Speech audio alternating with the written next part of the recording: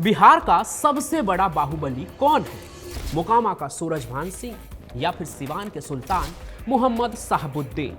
Lawrence को धमकाने वाले पूर्णिया के बाहुबली सांसद पप्पू यादव या फिर जेल में बंद छोटे सरकार उर्फ अनंत सिंह, जो अगर पैरोल पर जेल से बाहर आ जाए तो बिहार की राजनीति झूमने लग जाती है। अनंत सिंह तो आज भी वो बाहुबली है जो ऑन कैमरा लालू यादव तक को धुतकार देते हैं। यादव का बोलने का मुँह नहीं, लालू यादव हमको ले गया बोला के। आज भले ही बिहार में बाहुबलियों की हुकूमत पहले जैसी नहीं रही, लेकिन एक दौर ऐसा था जब समस्तीपुर भाया सिवान से लेकर पटना तक हर चीज कट्टा के दम पर ही तय होता था और हर अपराध के अंजाम के पीछे एक नेता होता था। और कहते तो हैं कि हर नेता और अपराधी के पीछे बिहार के मुख्यमंत्री लालू यादव के संरक्षण की कहानी छुपी होती थी। आज भी उनकी पार्टी के 15 साल के शासन को बिहार के जंगल राज के नाम से जाना जाता है। ये वो समय था जब बिहार के हर दूसरे शहर में डॉक्टर और इंजीनियर की किडनैपिंग होना रोज की बात थी और व्यापारियों से जबरन वसूली तो था ही। आलम यह था कि बाहुबलियों और गुंडों से बचने के लिए बड़ी संख्या में कई व्यवसायों ने राज्य छोड़ दिया और सबसे बड़ी बात यह थी कि यह सब हो रहा था राज्य सरकार की नाक के नीचे। उन दिनों पुलिस प्रशासन का भी कुछ खास मतलब होता नहीं था। बाहुबलियों के हाथ में खुलेआम AK-47 देखकर किनारा करना तो एक बात है, लेकिन हालत ऐसी थी कि बिना हथियार के भी बाहुबली का आतंक ऐसा था कि पुलिस उनसे टकराती ही नहीं थी। वैसे वो भी क्या ही करते जब सब कुछ कहते हैं कि उस समय लालू यादव के मुख्यमंत्री आवाज से ही तय हो रहा था। और यहाँ बात सिर्फ तेजाब कांड वाले साहबुद्दीन जैसे बाहुबलियों को बचाने की नहीं है। लालू यादव के राज्य में तो IAS ऑफिसर की भी हत्या की गई, वहीं एक दूसरे IAS ऑफिसर की बहन बीबी की इज्जत लूटी गई और इस सब में नाम आया लालू यादव के करीबी का ही। आज क्राइम कनेक्ट पर आइए ना हमरे बिहार में सीरीज के दूसरे एपिसोड में मैं आपको बिहार के जंगल राज की कुछ ऐसी कहानी सुनाऊंगा जिसे सुनने के बाद आपको विश्वास हो जाएगा कि बिहार के इस शासन काल में अपराधी और नेताओं के मिलन से आतंक का एक ऐसा कॉकटेल बना जो सच में जंगल राज ही था। आइए ना हमरा बिहार में, आइए ना हमरा बिहार में।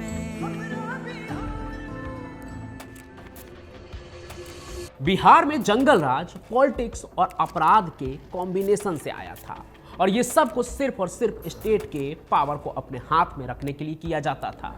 अब आप सोचेंगे कि स्टेट की पावर अपने हाथ में रखने के लिए चुनाव जीतना जरूरी है, न कि अपराध। लेकिन यकीन मानिए बिना अपराध के चुनाव जीता ही नहीं जा सकता है। इकोसिस्टम ही कुछ ऐसा है ना, इसलिए ही नेताओं को जरूरत पड़ती है बाहुबलियों की। बाहुबली माने वो लोग जिसका अपने इलाके में सिक्का चलता हो, जिसे पुलिस प्रशासन का कोई डर ना हो। वो अगर अपने इलाके में ऐलान कर दे कि फलना पार्टी को वोट गिरेगा, मतलब उसी पार्टी को गांव का एक एक आदमी वोट देगा। कोई चू चप्पर इसके अलावा हो ही नहीं सकता। और अपने शासन काल में लालू यादव के पास ऐसे ही बाहुबलियों की फौज थी। कोई पूर्णिया में, कोई सिवान में, कोई मोकामा में, तो कोई समस्तीपुर और मुजफ्फरपुर में।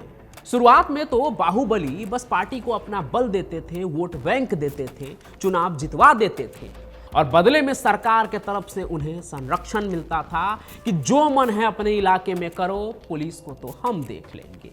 लेकिन फिर धीरे धीरे बाहुबलियों को भी पॉलिटिक्स का गणित जो है ना वो समझ आने लगा, तो वो भी चुनाव में खड़े होने लगे।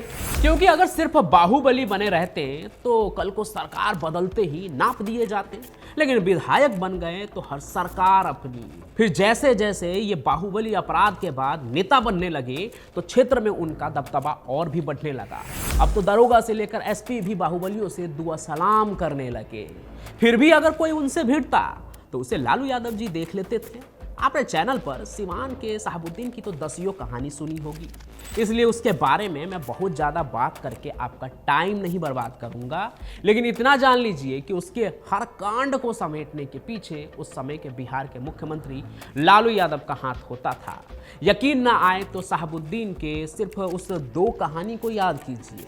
पहला जब उसने डीएसपी को थप्पड़ मारा था और दूसरा जब उसने सांसद बनने की होड़ में एसपी के ऊपर गोली चलवा दी थी। दोनों ही मामले में शहाबुद्दीन को बचाया गया और एसपी डीएम का ट्रांसफर हो गया। अब ऐसा भी नहीं था कि लालू यादव का बाहुबलियों पर जोर सिर्फ सिवान तक ही सीमित था। पूर्णिया के बाहुबली पप्पू यादव का भी उन्होंने भरपूर इस्तेमाल किया, जो अभी निर्दलीय सांसद भी हैं। अब देखिए, इन दिनों भले ही पप्पू यादव लॉरेंस को धमकी देकर मुकरते नजर आ रहे हैं, लेकिन शुरुआती दौर में बिहार में उनकी धमक ऐसी थी कि कहते हैं कि अकेले पप्पू यादव ने अपने बाहुबल के दम पर विधायक जोड़ के 1988 में लालू यादव को नेता प्रतिपक्ष बना दिया था। पप्पू यादव से आगे लालू यादव का बनता बिगड़ता रहा, लेकिन इनका भरपूर फायदा पप्पू यादव को भी मिला।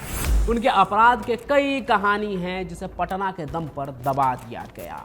लेकिन बात करते हैं अभी सबसे बड़े कांड की, जब पूर्णिया में विधायक अजीत सरकार की हत्या हो गई थी। गोलियों से भूनकर उनको उनके कार में ही मार दिया गया था। उनकी हत्या के बाद लालू यादव हेलीकॉप्टर से पूर्णिया भी पहुंचे थे, एसपी जो थे उस समय के भट्टी जी उनको लेकर, और आश्वासन भी दिया था कि भट्टी जी अपराधियों को भट्टी में झोंक देंगे और हत्यारा जो भी है उसे जल्द ही पकड़ा जाएगा। लेकिन ये तो वही बात हुई ना कि हाथी के खाने के दांत और दिखाने के दांत और। ऐसा इसलिए क्योंकि अजीत सरकार की हत्या के पीछे पप्पू यादव ही नामजद थे। यानी एक तरफ जहां कार्रवाई की बात हो रही थी, वहीं दूसरे तरफ लालू यादव अपने लाल पप्पू यादव को भी प्रोटेक्ट कर रहे थे। ये कहानी आपने भी कई बार सुनी होगी। ये वही वक्त भी था जिसकी कहानी मैंने आपको आइए ना हमरे बिहार सीरीज के पहले एपिसोड में सुनाई थी। यानी मंत्री बृज बिहारी प्रसाद की हत्या भी जो है ना इसी दरमियान हुई थी, और बृज बिहारी प्रसाद भी बाहुबली थे, लालू यादव के तरफ से थे। ये तो आप जान ही गए होंगे पहले एपिसोड में। बाकी मैं आपको बता दूं कि जिस आनंद मोहन से बृज बिहारी प्रसाद की अदावत थी, जो आगे सूरजभान सिंह तक जा पहुंची, उसी आनंद मोहन के खिलाफ लालू यादव ने अपने पॉलिटिकल फायदे के लिए पप्पू यादव को भी खड़ा किया था, एक बाहुबली के सामने दूसरे बाहुबली को। फिर तो कोसी सीमांचल के इलाके में आनंद मोहन और पप्पू यादव की अदावत की कहानियां लोगों की जुबान पर चढ़ने लगी। इसी बीच साल 1991 में सहरसा के बनमखनी में आनंद मोहन के काफिले पर जो फायरिंग की गई और 2 लोग मारे गए, उसका आरोप भी पप्पू यादव पर लगा। लेकिन तब लालू यादव मुख्यमंत्री थे और उन्होंने अपने प्रभाव का इस्तेमाल करके पप्पू यादव को बचा लिया। यानी लालू यादव सिर्फ अपनी पॉलिटिकल ताकत बढ़ाने के लिए अपराधियों को नहीं पालते थे, बल्कि अपने सामने वाले को कमजोर करने के लिए भी दूसरे बाहुबलियों को संरक्षित करते थे। और जब इतने सारे बाहुबलियों की बात हो रही है, तो हम उस बाहुबली को कैसे भूल सकते हैं जिसके पीछे बिहार की सरकार की नजर रहती है। वो बाहुबली जिसने नीतीश कुमार को चांदी के सिक्कों में तौल दिया था, तो वहीं लालू यादव से चोरी छिपे उनका फेवरेट घोड़ा भी खरीद लिया था। वो बाहुबली जो पिछड़ों के खिलाफत की राजनीति करता है, लेकिन छोटे सरकार भी उन्हीं लोगों से कहलाता है। यानी अनंत सिंह, जिनकी राजनीति अपने बड़े भाई दिलीप सिंह के बदौलत चमकी। दिलीप सिंह आरजेडी से ही विधायक थे और लालू और राबड़ी देवी दोनों की ही कैबिनेट में रहे, क्योंकि दिलीप सिंह के बदौलत ही, उनके बाहुबल के बदौलत ही क्षेत्र में आरजेडी चुनाव जीत रही थी। लेकिन भाई के बाद जब अनंत सिंह की बारी आई, तो अनंत सिंह ने नीतीश कुमार का हाथ थाम लिया।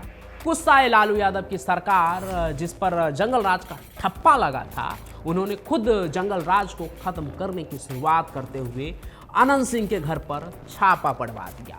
गठबंधन की सरकार बनी तो अनंत सिंह को जेल भी भिजवा दिया।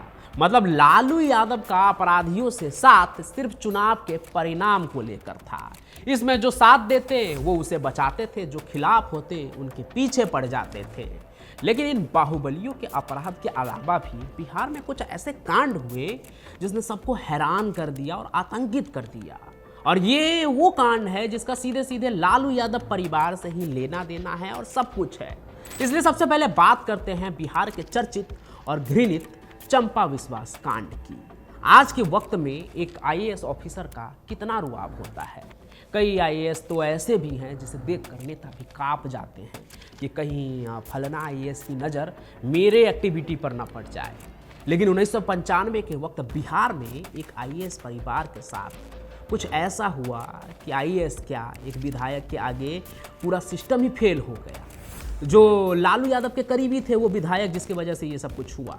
ये कहानी आईएएस डीडी विश्वास की है जो पटना में पोस्टेड थे और उनका आवास ठीक विधायक हेमलता यादव के घर के पास ही था, क्योंकि दोनों का विभाग जो था वो एक ही था। हेमलता यादव का एक 27 साल का बेटा भी था जिसकी गंदी नज़र आईएएस की बीबी चंपा विश्वास पर पड़ती है और वो अपने ठसक के दम पर जबरदस्ती उसके साथ संबंध बनाने लगता है। कहते हैं जब विधायक मां को अपने बेटे मृत्युंजय की इस हरकत के बारे में पता चला तो उसने उसे रोका नहीं बल्कि अपने मौजूदगी में बेटे से आईएएस की पत्नी का रेप करवाया। बताइए इससे घिनौना और क्या ही हो सकता है।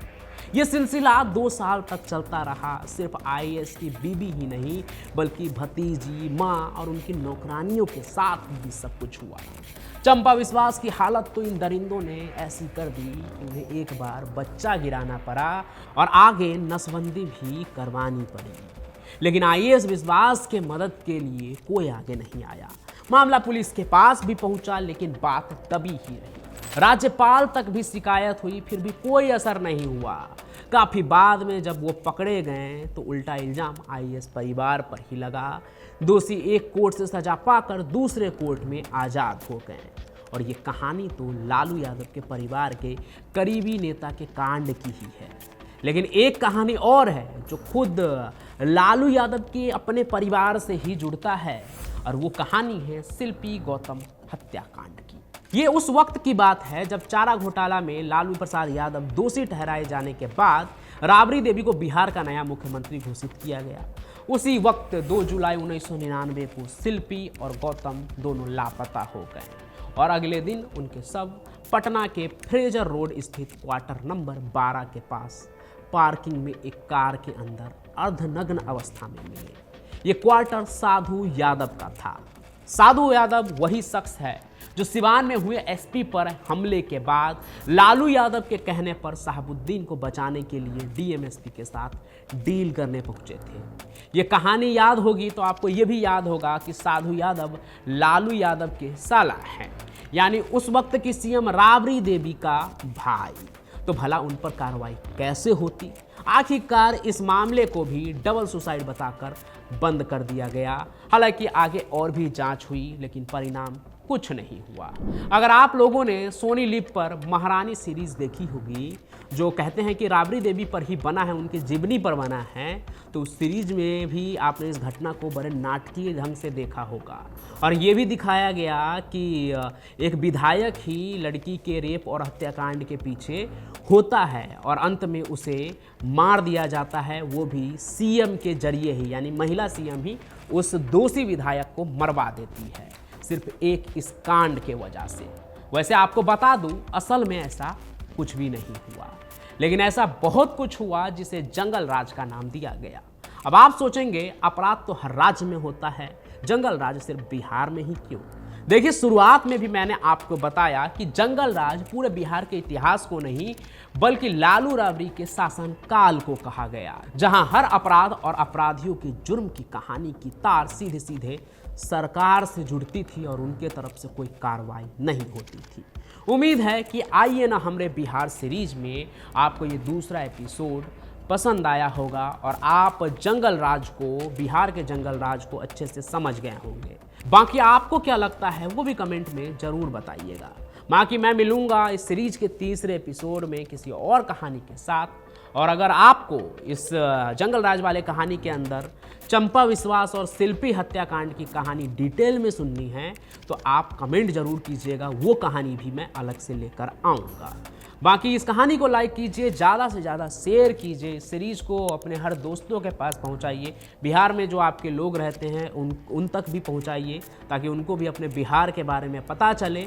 साथ ही साथ हमारे इस चैनल को सब्सक्राइब भी ज़रूर कर लीजिए ताकि जब भी कोई ऐसे एपिसोड मैं लेकर आऊँ तो उसका नोटिफिकेशन आप तक पहुँचता रहे।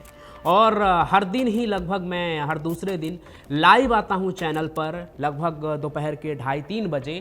तो आप उस वक्त क्राइम कनेक्ट पर ज़रूर जुड़िएगा ताकि लाइव में आप जो ट्रेंडिंग टॉपिक चल रहे होते हैं क्राइम की दुनिया की, उन सभी चीज़ों के बारे में जान सके।